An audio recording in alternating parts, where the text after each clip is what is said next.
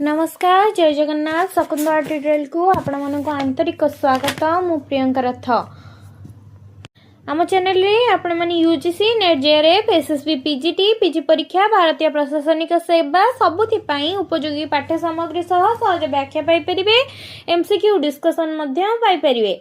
तबे जल्दी जल्दी आम चैनल को लाइक शेयर सब्सक्राइब करि नियंतु। तबे चलंतु आरंभ करिबा आज क्लास। आज आलोचना करिबा छंद उपरे। कृदंत आलोचना कर सारी तद्धित आलोचना कर सारी। आज कौन आलोचना करबा छंद आलोचना करबा।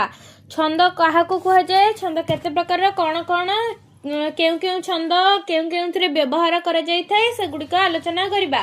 प्रथम प्रश्न, पद्य बा कविता रचनार शैली बा नियम को कौन कहंती? पद्य बा कविता रचनार शैली बा नियम को छंद कह जाए। पद्य बा कविता रचनार शैली बा नियम को कौन कहती? पद्य बा कविता रचनार शैली बा नियम को छंद कह जाए।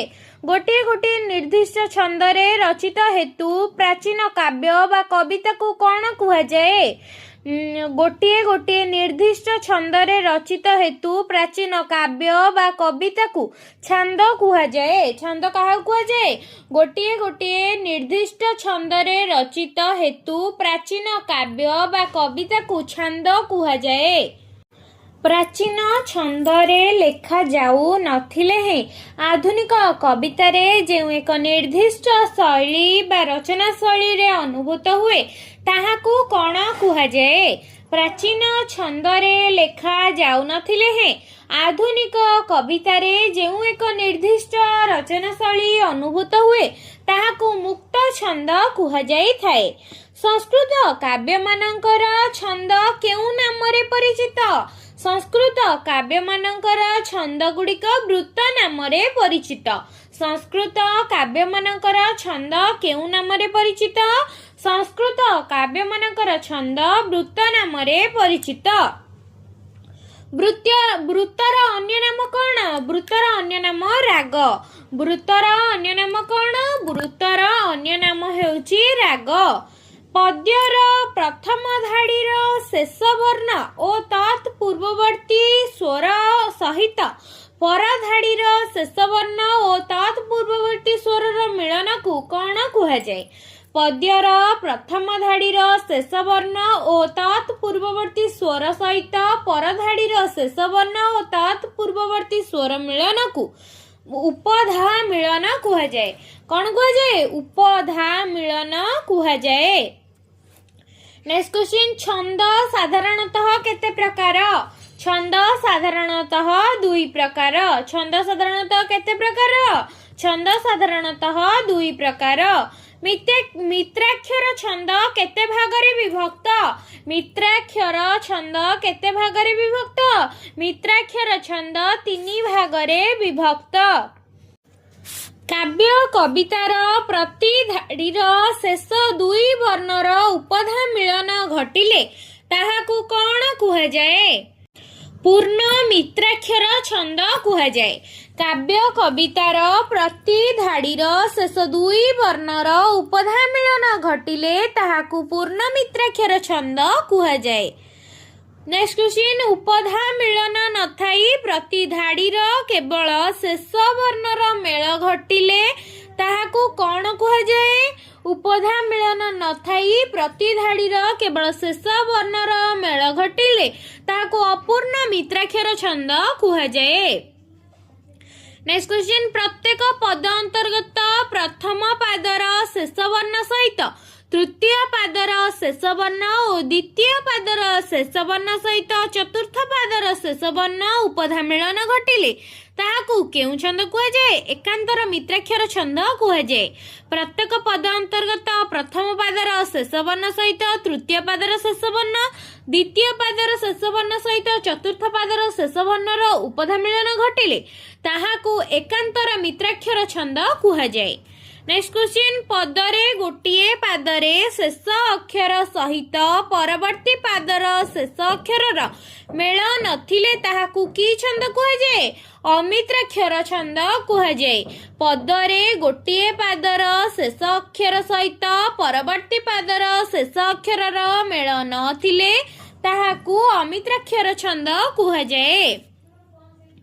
ଓଡ଼ିଆ ସାହିତ୍ୟରେ କିଏ ପ୍ରଥମେ ଅମିତ୍ରାକ୍ଷର ଛନ୍ଦର ଶୃଙ୍ଖଳିତ ଓ ବିଧିବଦ୍ଧ ପ୍ରବର୍ତ୍ତନ କରିଥିଲେ?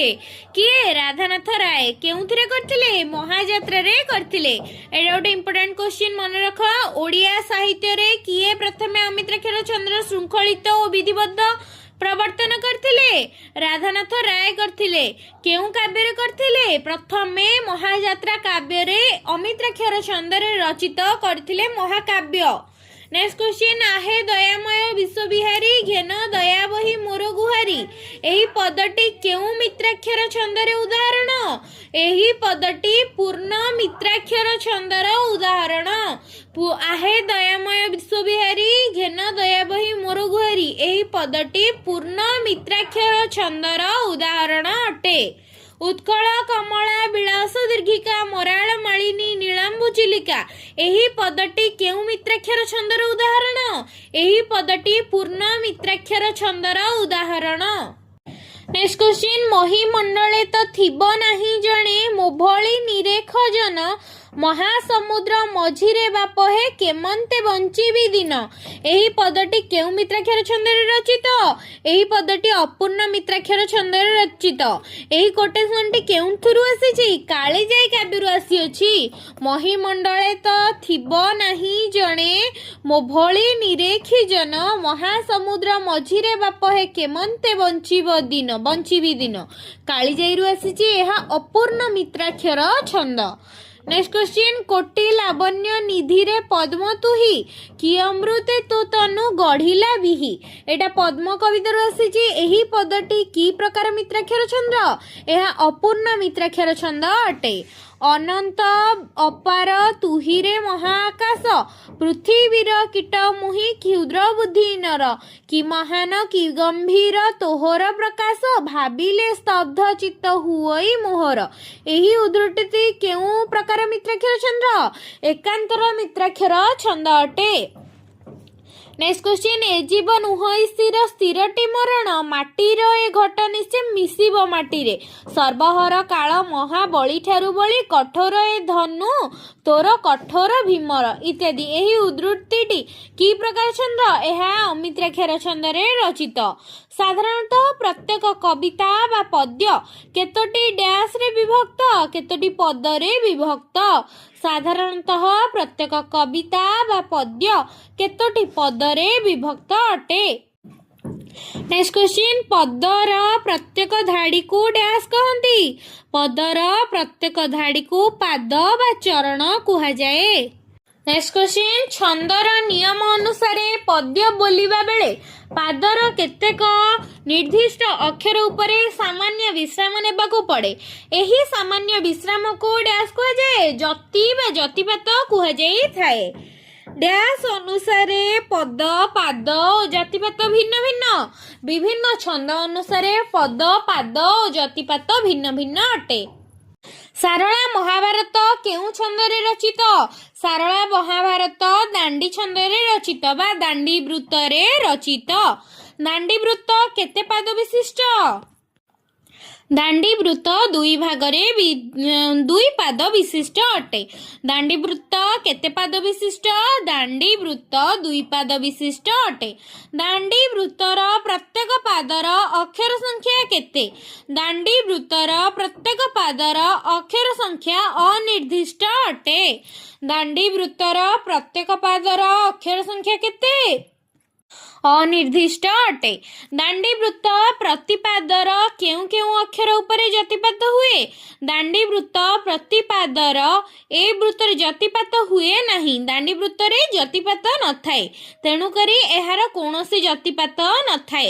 ଦାଣ୍ଡି ବୃତ୍ତରେ କାହିଁକି ଯତିପାତ ହୁଏ ନାହିଁ? ନା ପ୍ରତିପାଦ ନିର୍ଦ୍ଦିଷ୍ଟ ଅକ୍ଷର ସଂଖ୍ୟକ ହୋଇନଥିବାରୁ ଏଥିରେ ଯତିପାତ ହୋଇନଥାଏ।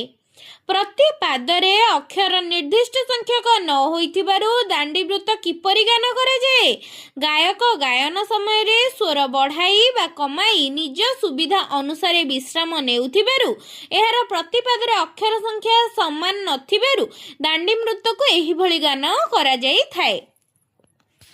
नेक्स्ट क्वेश्चन परवर्ती काल रे पुराण प्रकाशित कंपानी माने दांडी वृत्तरे प्रतिपाद को केते अक्षर विशिष्ट करी एहाको अधिक गानयोग्य करिसंती एहाको 14 अक्षर विशिष्ट करी एहाको गानयोग्य करिसंती। नेक्स्ट क्वेश्चन दांडी वृत्तरे रचित पंचसखांक आउ दुईटी विशिष्ट काव्यर नाम कौन बलराम दास का दांडी रामायण अच्युतानंद दास का हरिवंश हेउची दांडी वृत्तर रचित पंचसखांकर काव्यकृति बलराम दास का दांडी रामायण आउ अच्युतानंद दास का हरिवंश ए दुईटा कि दांडी वृत्तरे रचित। जगन्नाथ दास भागवत केउ वृत्तरे रचित जगन्नाथ दास का भागवत गुज्जरी वृत्तरे रचित। गुज्जरी रागरे अन्य एक नाम कौन नवाक्षरी छंद नवाक्षरी गुज्जरी रागर अन्य एक नाम कौन गुज्जरी रागर अन्य एक नाम हेउची नवाक्षरी छंद। गुज्जरी छंद केते पाद विशिष्ट गुज्जरी छंद 2 पाद विशिष्ट गुज्जरी छंद केते पाद विशिष्ट न गुज्जरी छंद 2 पाद विशिष्ट। गुज्जरी रागर प्रति पाद केते अक्षर विशिष्ट गुज्जरी रागर प्रति पाद 9 अक्षर विशिष्ट। गुज्जरी रागर प्रति पाद केते अक्षर विशिष्ट गुज्जरी रागर प्रति पाद 9 अक्षर विशिष्ट। गुज्जरी रागर प्रति पादर केउ केउ अक्षर उपरे जतिपात हुए गुज्जरी रागर प्रति पादर तृतीय पंचम और शेष अक्षर उपरे जतिपात हुए। गुज्जरी रागर प्रति पादर तृतीय पंचम और शेष अक्षर उपरे जतिपात होइथाय। सुण परीक्षा नरनाथ कृष्णचरित भागवत ए उद्धृतिटी केउ छंदरे रचित गुज्जरी छंदरे रचित। एटी कौन हला सुण परीक्षा नरनाथ कृष्णचरित भागवत तृतीय पंचम और शेष अक्षर रे जतिपात हैला। नेक्स्ट क्वेश्चन जगन्नाथ दास भागवत गुज्जरी रागरे रचित हेतु ओडिशा रे गुज्जरी राग अन्य केउ नाम रे परिचित जगन्नाथ दास भागवत गुज्जरी रागरे रचित हेतु ओडिशा रे गुज्जरी रागर अन्य भागवत बाणी नाम रे परिचित। जगन्नाथ दास भागवत गुज्जरी रागरे रचित हेतु ओडिशा रे गुज्जरी राग अन्य भागवत बाणी नाम रे परिचित। विभास केदार वृत्तर अन्य नाम कौन विभास केदार वृत्तर अन्य नाम नटवाणी। विभास केदार वृत्तर अन्य नाम कौन विभास केदार वृत्तर अन्य नाम नटवाणी। नटवाणी केते पाद विशिष्ट विभास केदार वृत्त बा नटवाणी 2 पाद विशिष्ट। नटवाणीर प्रत्येक पाद केते अक्षर विशिष्ट नटवाणीर प्रत्येक पाद 12 अक्षर विशिष्ट। नटवाणीर प्रत्येक पाद केते अक्षर विशिष्ट नटवाणीर प्रत्येक पाद 12 अक्षर विशिष्ट। नटवाणीर प्रत्येक पादर केउ केउ अक्षर उपरे जतिपात हुए तृतीय षष्ठ नवम और शेष अक्षर उपरे जतिपात होइथाय। नटवाणीर प्रत्येक पादर तृतीय षष्ठ नवम और शेष अक्षर उपरे जतिपात होइथाय। चक्रकेली छंदटी केते पाद विशिष्ट चक्रकेली छंदटी 2 पाद विशिष्ट। चक्रकेली छंदटी केते पाद विशिष्ट ना चक्रकेली छंदटी 2 पाद विशिष्ट। नेक्स्ट क्वेश्चन चक्रकेली छंदर बा वृत्तर प्रति पादरे केउ केउ अक्षर उपरे जतिपात पड़े चक्रकेली छंदर बा वृत्तर प्रति पादर षष्ठ और शेष अक्षर उपरे जतिपात पड़िथाए। चक्रकेली छंदरे प्रतिपाद केते वर्ण विशिष्ट चक्रकेली छंदरे प्रतिपाद 11 वर्ण विशिष्ट। चक्रकेली छंदरे प्रतिपाद केते वर्ण विशिष्ट चक्रकेली छंदरे प्रतिपाद 11 वर्ण विशिष्ट अटे। केते पादरे बंगलाश्री छंदर एक पद हुए 2 पादरे बंगलाश्री छंदरे एक पद हुए 2 पादरे बंगलाश्री छंदर एक पद होइथाए। नेक्स्ट क्वेश्चन बंगलाश्री छंदर प्रत्येक पादर अक्षर संख्या केते बंगलाश्री छंदर प्रत्येक पादर अक्षर संख्या 20 बंगलाश्री वृत्तर केउ केउ अक्षर उपरे जतिपात पड़े बंगलाश्री वृत्तरे षष्ठ द्वादश अष्टादश और शेष अक्षर उपरे जतिपात पड़े बंगलाश्री वृत्तरे षष्ठ द्वादश अष्टादश और शेष अक्षर उपरे जतिपात पड़ी थाए कलहंस केदार छंदर केतोटी पाद ओ चरण रहिछि कलहंस केदार छंदर 4टी पाद ओ चरण रहिछि कलहंस केदार छंदर 4 पाद ओ चरण रहिछि कलहंस केदार छंदर प्रति पादर अक्षर संख्या केते कलहंस केदार छंदर प्रति पादर अक्षर संख्या 12 कलहंस केदार छंदर प्रति पादर अक्षर संख्या केते कलहंस केदार छंदर प्रति पादर अक्षर संख्या 12 कलहंस केदार छंदर प्रति पादर केउ केउ अक्षर उपरे जतिपात पड़े कलहंस केदार छंदर प्रति पादर सप्तम और शेष अक्षर उपरे जतिपात पड़े नेक्स्ट क्वेश्चन चोखी छंद केतोटी पादरे एक पद हुए चोखी छंद 4 पादरे एक पद हुए चोखी छंद केते पादरे एक पद हुए ना चोखी छंद 4 पादरे एक पद होइथाए चोखी छंदर प्रथम और द्वितीय पादर अक्षर संख्या केते चोखी छंदर प्रथम और द्वितीय पादर अक्षर संख्या 29 चोखी छंदर प्रथम और द्वितीय पादर अक्षर संख्या केते चोखी छंदर प्रथम और द्वितीय पादर अक्षर संख्या 29 नेक्स्ट क्वेश्चन चोखी छंदर प्रथम द्वितीय पादर केउ अक्षर उपरे जतिपात हुए चोखी छंदर प्रथम और द्वितीय पादर षष्ठ अष्टम चतुर्दश षोडश द्वाविंश द्वाचतुर्दश ओ शेष अक्षर उपरे जतिपात हुए नेक्स्ट क्वेश्चन चोखी छंदरे तृतीय पादर अक्षर संख्या केते चोखी छंदर तृतीय पादर अक्षर संख्या 9 चोखी छंदर तृतीय पादर अक्षर संख्या केते ना चोखी छंदर तृतीय पादर अक्षर संख्या हेउची 9 चोखी छंदर तृतीय पादर केउ अक्षर उपरे जतिपात हुए चोखी छंदरे तृतीय पादर षष्ठ और शेष अक्षर उपरे जतिपात होइथाए चोखी छंदर चतुर्थ पादर अक्षर संख्या केते चोखी छंदर चतुर्थ पादर अक्षर संख्या 13 एवढा सब मन रखिबे एवं जो डाउट होची कमेंट माध्यम निश्चिंत जणाइबे चोखी छंदर चतुर्थ पादर केउ केउ अक्षर उपरे जतिपात पड़े चोखी छंदर चतुर्थ पादर षष्ठ अष्टम और शेष अक्षर उपरे जतिपात पड़े शंकराभरण छंद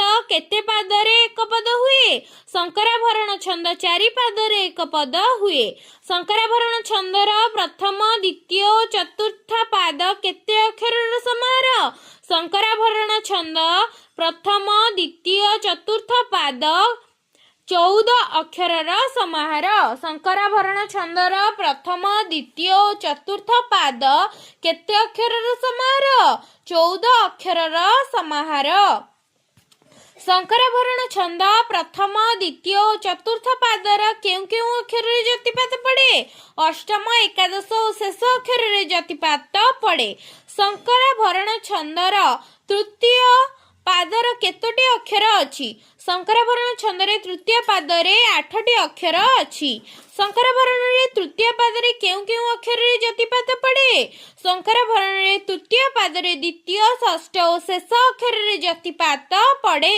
रामकेरी छंदरे केते पादरे पद हुए रामकेरी छंदरे 2 पादरे एक पद हुए रामकेरी छंदरे 2 पादरे एक पद हुए रामकेरी छंदर प्रत्येक पादर केतोटी अक्षर रहिछि रामकेरी छंदर प्रत्येक पादर 16टी अक्षर रही रामकेरी छंदर प्रत्येक पादर 16टी अक्षर रही रामकेरी छंदर केउ केउ अक्षर जतिपात पड़े रामकेरी छंदर नवम और शेष अक्षर जतिपात पड़े चिंता देशाक्ष छंद केते पाद विशिष्ट ଚିନ୍ତା ଦେଶାକ୍ଷ ଛନ୍ଦ ଦୁଇ ପାଦ ବିଶିଷ୍ଟ। ଚିନ୍ତା ଦେଶାକ୍ଷ ଛନ୍ଦର ପ୍ରତି ପାଦରେ ଅକ୍ଷର ସଂଖ୍ୟା କେତେ? ଚିନ୍ତା ଦେଶାକ୍ଷ ଛନ୍ଦରେ ପ୍ରତି ପାଦରେ ଅକ୍ଷର ସଂଖ୍ୟା 13। ଚିନ୍ତା ଦେଶାକ୍ଷ ଛନ୍ଦର ପ୍ରତି ପାଦରେ କେଉଁ କେଉଁ ଅକ୍ଷରରେ ଯତିପାତ ପଡ଼େ? ତୃତୀୟ, ଅଷ୍ଟମ ଓ ଶେଷ ଅକ୍ଷରରେ ଚିନ୍ତା ଦେଶାକ୍ଷ ଛନ୍ଦରେ ଯତିପାତ ପଡ଼େ। ସାରଳା ମହାଭାରତର ଆଦି ପର୍ବରୁ ଗୃହୀତ ନିମ୍ନ ଉଦ୍ଧୃତିଟି କେଉଁ ଛନ୍ଦରେ ରଚିତ?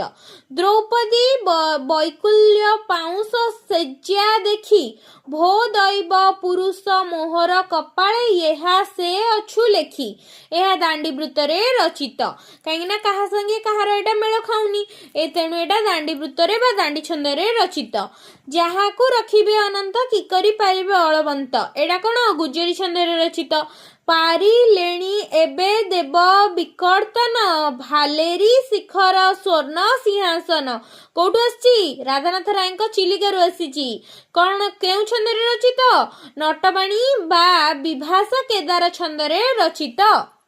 ନେକ୍ସଟ କ୍ୱେଶ୍ଚିନ୍, ସୁଜ୍ଞଜନ ମୁଖରୁ କି ଶୁଣିଲି କୃଷ୍ଣ ଭଜିଲେ ତରନ୍ତି ଜାଣିଲି। ମଥୁରା ମଙ୍ଗଳର ଦ୍ୱିତୀୟ ଛନ୍ଦରୁ ଆସିଛି। ଏଇଟା କଣ ହବ? ଚକ୍ରକାଳୀ ଛନ୍ଦରେ ରଚିତ। କଳା କଳେବର କହ୍ନାଇ ସଙ୍ଗେ ରୋହିଣୀ ସୁତ କରନ୍ତି ମଥୁରା ବିଜୟ ଦାଣ୍ଡେ ଦେଖ ସଂଗାତ। କଳା କଳେବର 34ରୁ ଆସିଛି। ଏହା କେଉଁ ଛନ୍ଦରେ ରଚିତ? ଚକ୍ରକାଳୀ ଛନ୍ଦରେ ରଚିତ। ମା ମା ବୋଲି କେତେ ମୁଁ ଖୋଜିଲି ମାକୁ ପାଇଲି ନାହିଁ, ଭାଇ ଭାଇ ବୋଲି କେତେ ମୁଁ ଡାକିଲି ନଦେଲେ ଉତ୍ତର କେହି। ସନ୍ତାନର ଉକ୍ତି। ଉପରୋକ୍ତ ଉଦ୍ଧୃତିଟି କେଉଁ ରାଗରେ ରଚିତ? ବଙ୍ଗଳାଶ୍ରୀ ରାଗରେ ରଚିତ। ପ୍ରାଣୀଙ୍କ ଆରତ ଦୁଃଖ ଅପ୍ରମିତ ଦେଖୁ ଦେଖୁ କିବା ସହୁ ମୋ ଜୀବନ ପଛେ ନର୍କେ ପଡ଼ିଥାଉ ଜଗତ ଉଦ୍ଧାର ହେଉ। ସ୍ମୃତି ଚିନ୍ତାମଣି କାହାର? ଗୋପବନ୍ଧୁ ଦାସଙ୍କର। କେଉଁ ରାଗରେ ରଚିତ? କେଉଁ ଛନ୍ଦରେ ରଚିତ? ବଙ୍ଗଳାଶ୍ରୀ ରାଗ ବା ବଙ୍ଗଳାଶ୍ରୀ ଛନ୍ଦରେ ରଚିତ। ବୈଦେହୀ ଶ୍ରୀରାମ କି ସେ କରିଣି କରି ବିନୋଦ ନଦୀରେ କୁଞ୍ଜ କୁଟୀର କରି। ବୈଦେହୀ ବିଳାସରୁ ଆସିଛି। କିଏ ଲେଖିଛନ୍ତି? ଉପେନ୍ଦ୍ର ଭଞ୍ଜ ଲେଖିଛନ୍ତି। କେଉଁ ଛନ୍ଦରେ ରଚିତ? ଚିନ୍ତା ଦେଶାକ୍ଷ ଛନ୍ଦରେ ରଚିତ। ପ୍ରଥମଟି ଆସିଲା ଉଭୟ 6 ପାଦ ବିଶିଷ୍ଟ। ଉଭୟ ପ୍ରଥମ ଦ୍ୱିତୀୟ ଓ ତୃତୀୟ 11 ପାଦ ବିଶିଷ୍ଟ। ଉଭୟ ପଞ୍ଚମ ପାଦର ଷଷ୍ଠ ଅକ୍ଷର ଉପରେ ଯତିପାତ ହୁଏ। ଉପରୋକ୍ତ ସାମ୍ୟ ଗୁଡିକ କେଉଁ ଦୁଇ ଛନ୍ଦ ମଧ୍ୟରେ ପରିଲକ୍ଷିତ ହୁଏ? କେଉଁ ଛନ୍ଦ ଉପରେ? ଆଷାଢ ଶୁକ୍ଲ ଓ ଋଷିକଲ୍ୟା ଛନ୍ଦ ଦ୍ୱୟରେ ମଧ୍ୟରେ ପରିଲକ୍ଷିତ ହୋଇଥାଏ। ନେକ୍ସଟ କ୍ୱେଶ୍ଚିନ୍, କେଉଁ ଦୁଇ ଛନ୍ଦର ପ୍ରତି ପାଦର ଅକ୍ଷର ସଂଖ୍ୟା 12? ବିଭାସ କେଦାର ଓ କଳ ହଂସ କେଦାରର ଅକ୍ଷର ସଂଖ୍ୟା 12। କସ୍ତମ୍ଭ ଖସ୍ତମ୍ଭ ପଦ୍ୟ ବା କବିତାର ରଚନା ଶୈଳୀ କେଉଁଥିରେ ଥାଏ? ଛନ୍ଦରେ ଥାଏ। ସଂସ୍କୃତ କାବ୍ୟର ଛନ୍ଦର ନାମ କଣ? ବୃତ୍ତ। ବୃତ୍ତର ଅନ୍ୟ ନାମ କଣ? ରାଗ। ବିଭିନ୍ନ ଛନ୍ଦରେ ରଚିତ ପ୍ରାଚୀନ କାବ୍ୟ କଣ? ଛାନ୍ଦ। Next question, Sarala Mahabharata. ସାରଳା ମହାଭାରତର କଣ ହବ? ପର୍ବ ବା ଦାଣ୍ଡି ବୃତ୍ତ ତାକୁ କୁହାଯାଏ। ଓଡ଼ିଆ ଭାଗବତରେ କଣ କୁହାଯାଏ? ସ୍କନ୍ଧ ବା ଗୁଜରୀ ବୃତ୍ତ କୁହାଯାଏ। ସ୍କନ୍ଧ ବା ଗୁଜରୀ ବୃତ୍ତ। ମହାଯାତ୍ରା ଅସମ୍ପୂର୍ଣ୍ଣ ତାହାକୁ କଣ କୁହାଗଲା? ସର୍ଗ ବା ଅମିତ୍ରାକ୍ଷର ଛନ୍ଦରେ। ସ୍ତୁତି ଚିନ୍ତାମଣି କଣ ହବ? ବୋଲି ବା ବଙ୍ଗଳାଶ୍ରୀ ଛନ୍ଦରେ ରଚିତ ବୋଲି କୁହାଯିବ। ନେକ୍ସଟ କ୍ୱେଶ୍ଚିନ୍, ଗୁଜରୀ ରାଗ। ଗୁଜରୀ ରାଗ କଣ ହବ? ଗୁଜରୀ ରାଗ ହଉଛି 2 ପାଦ ଓ 9 ଅକ୍ଷର। ନଟବାଣୀ ରାଗ। ନଟବାଣୀ ରାଗ ହବ 2 ପାଦ 12 ଅକ୍ଷର। ଚକ୍ରକେଳି ରାଗ।